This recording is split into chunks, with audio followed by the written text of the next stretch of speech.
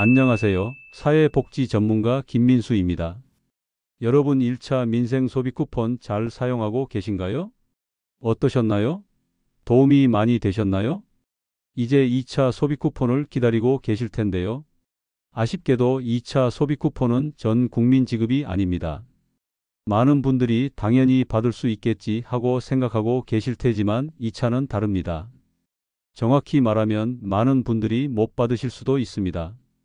이 기준을 자세히 알고 싶어 관련 영상을 여러 개 찾아봤지만 누가 되고 누가 안 되는지 명확하게 말해주는 영상이 거의 없더라고요.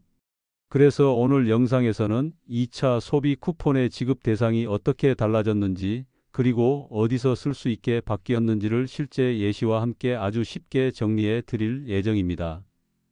특히 1인 가구나 맞벌이 가구, 그리고 재산이 있는 직장인과 지역가입자처럼 애매한 케이스들에 해당하는 분들이 이번에 받을 수 있을지 실제 기준에 맞춰 체크해 보겠습니다. 관련 기관에 직접 전화해서 만든 영상이니만큼 끝까지 보신다면 분명 도움이 되실 거예요. 영상 시작 전에 구독, 좋아요, 알림 설정 정중하게 부탁드립니다. 영상 보시는 분들 중에는 이런 생각해 보신 분들 계실 겁니다. 1차 때는 아무 문제 없이 받았는데 이번에도 받을 수 있는 걸까? 나이 들고 경제활동 줄어드니 이런 지원금 하나라도 꼭 챙기고 싶은데 혹시 탈락되는 건 아닌지 걱정되신 분들 많으시죠? 특히 우리 50대, 60대 이상 세대는 매달 병원비, 약값, 자녀 뒷바라지까지 빠듯한 상황에서 나라에서 준다고 하면 정말 반가운 일이 아닐 수 없습니다. 그런데 이번 2차 민생 소비 쿠폰은 1차 때와 달리 전 국민 모두가 받는 건 아닙니다. 정부가 기준을 바꿨기 때문입니다. 이번에는 건강보험료를 기준으로 소득 상위 10%를 제외한 90%에게만 지급됩니다. 쉽게 말해서 소득이 많거나 재산이 많은 사람들은 제외하고 필요한 분들에게만 골라서 주겠다는 정책입니다. 그런데 여기서 헷갈리는 분들 많으실 겁니다. 건강보험료가 기준이라는데 이게 도대체 뭘 의미하는 건지 감이 안 오시는 분들 많으시죠? 사실 이 부분이 제일 중요한데요. 먼저 건강보험 가입자는 크게 두 가지로 나뉩니다. 회사에 다니는 분들은 직장 가입자, 따로 직장이 없는 분들은 지역 가입자입니다. 직장 가입자는 월급에 따라 보험료가 정해지고 회사가 절반을 내줍니다. 예를 들어 한 달에 300만 원을 받는다면 약 10만 원 정도 보험료가 책정되고 그 절반은 회사에서 대신 내줍니다. 그래서 실제로는 본인이 5만 원만 부담하는 셈이죠. 반면에 지역가입자는 이야기가 조금 달라집니다. 소득뿐 아니라 집, 땅, 자동차, 예금, 주식까지 모두 합쳐서 보험료를 매깁니다. 게다가 전액 본인이 부담해야 하니 부담이 크죠. 이제부터가 중요한 부분입니다. 직장 가입자 중에도 집이 두 채 있는 사람이나 땅이 많은 사람도 받을 수 있는 경우가 있습니다. 왜냐하면 월급 기준만 보기 때문에 자산이 많아도 소득이 적으면 보험료가 낮게 나오기 때문입니다. 그런데 지역가입자는 반대입니다. 당장 수입은 없어도 재산이 많다고 판단되면 보험료가 높게 책정됩니다. 그러면 이번 쿠폰 대상에서 빠질 수도 있는 겁니다. 이게 바로 사람들이 말하는 불공평한 기준입니다. 그래서 정부도 이 문제를 알고 있습니다. 그렇기 때문에 이번에는 건강보험료만 보는 것이 아니라 추가적인 기준도 같이 적용하기로 했습니다. 예를 들어 이런 겁니다. 예전에 2021년에 코로나 지원금 줄 때도 재산세 기준으로 집값이 9억 원이 넘거나 이자나 배당금 같은 금융소득이 2천만 원이 넘는 분들은 건강보험료가 낮아도 제외됐습니다. 이번에도 똑같이 적용될 가능성이 큽니다. 그러니까 단순히 보험료만 낮다고 해도 집이 너무 크거나 예금이 많으면 대상에서 빠질 수 있다는 얘기입니다. 시청자분들 중에 은퇴하고 직장에서 나오셨다가 지역가입자로 전환된 분들 많으시죠? 소득은 줄었는데 집이나 자동차 때문에 보험료는 오히려 올라간 경우, 그런 분들이 억울하게 대상에서 빠지지 않도록 정부도 대책을 마련하고 있습니다. 그중 하나가 바로 1인 가구나 맞벌이 가구에 대한 특별 기준입니다. 요즘 1인 가구 많아졌죠. 특히 자녀 출가하고 혼자 계신 어르신들 많습니다. 그런데 이런 분들은 소득은 적은데 보험료가 기준보다 살짝 높아서 지원금 못 받는 일이 생깁니다. 그래서 예전처럼 1인 가구는 보험료가 17만 원 이하일 경우 지급 대상으로 포함하는 방식이 유력합니다. 맞벌이 가구는 또 다릅니다.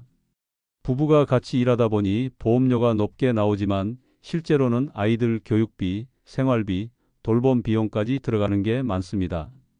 그래서 예전에는 맞벌이 가구는 가구원 수를 한 명 더한 걸로 간주해서 기준을 완화해 줬습니다. 예를 들어 실제로는 4인 가구지만 맞벌이라면 5인 가구 기준으로 보험료를 비교해서 대상 여부를 판단했던 겁니다. 이런 기준은 이번에도 적용될 가능성이 높다고 정부가 밝혔습니다. 또 한 가지, 과거에는 지원금 지급 기준을 6월 한 달 보험료만 가지고 판단했었습니다.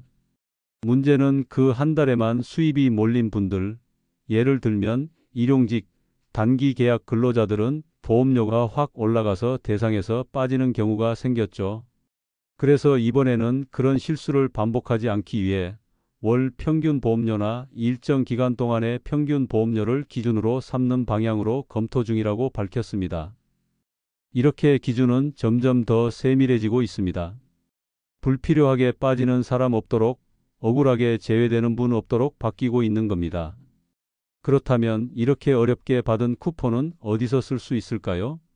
여기서도 중요한 변화가 생겼습니다.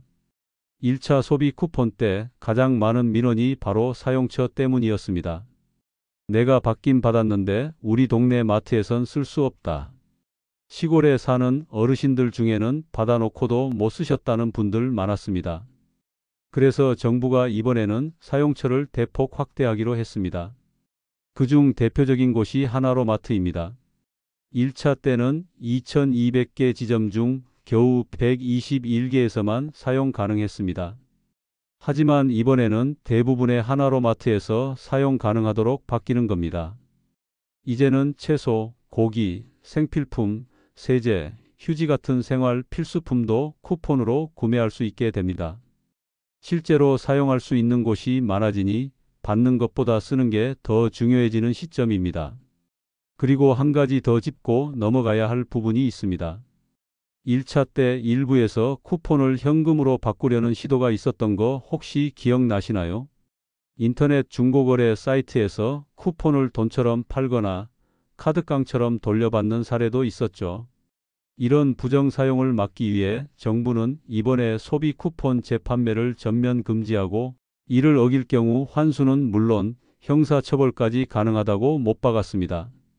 쿠폰은 지정된 가맹점에서 정해진 방식으로 사용해야 합니다. 예를 들어 지인에게 넘기거나 현금처럼 돌려받는 행위는 불법이라는 뜻입니다. 정리해 보겠습니다. 이번 2차 소비 쿠폰은 2025년 9월 22일부터 지급됩니다. 금액은 1인당 10만 원입니다.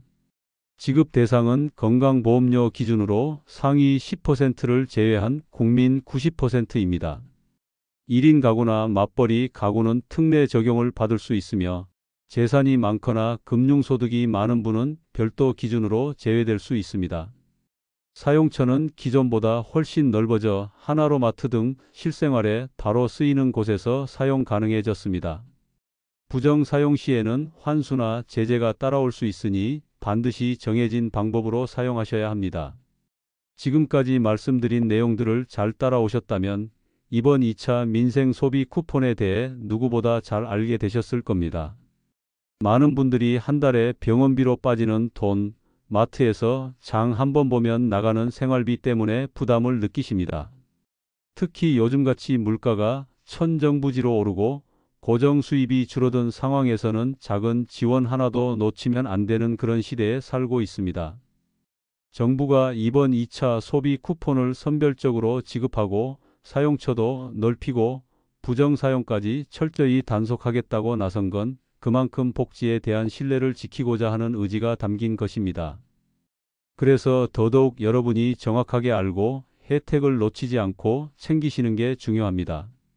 무엇보다 이번 영상에서 다룬 내용은 지금 현재까지 발표된 기준을 바탕으로 정리한 것이고 앞으로도 상세 기준이나 신청 방법, 예외 규정 등이 계속 발표될 예정입니다. 그 정보도 빠르고 정확하게 알려드릴 예정이니 영상 아래에 있는 구독 버튼과 알림 설정 꼭 눌러주시고요. 영상이 조금이라도 도움이 되셨다면 좋아요도 한번 부탁드립니다. 주변 가족이나 지인분들 중에 이런 지원금 잘 모르시는 분들이 많습니다. 특히 혼자 계신 부모님이나 나이 드신 이웃분들께도 이 영상을 공유해 주시면 정말 큰 도움이 될 수 있습니다. 영상이 좋으셨다면 응원의 댓글 남겨주시고요. 혹시 1차 소비 쿠폰 받으셨던 경험 있으시다면 그때 어떤 점이 좋았는지, 어떤 불편이 있었는지 여러분의 실제 이야기들 댓글로 남겨주세요. 그 댓글 하나하나가 앞으로 영상을 만들고 정보를 전달하는 데 큰 힘이 됩니다. 그리고 다음 영상에서는 신규 민생지원금 4가지 총정리를 준비 중입니다. 숙박 쿠폰부터 소비복권, 문화생활 할인 혜택, 그리고 교통비 지원까지 어떻게 신청하고 어디서 사용할 수 있는지 완벽하게 정리해 드릴 예정이니까요. 절대 놓치지 마시고 다음 영상도 꼭 챙겨봐 주세요. 끝까지 시청해 주셔서 감사합니다.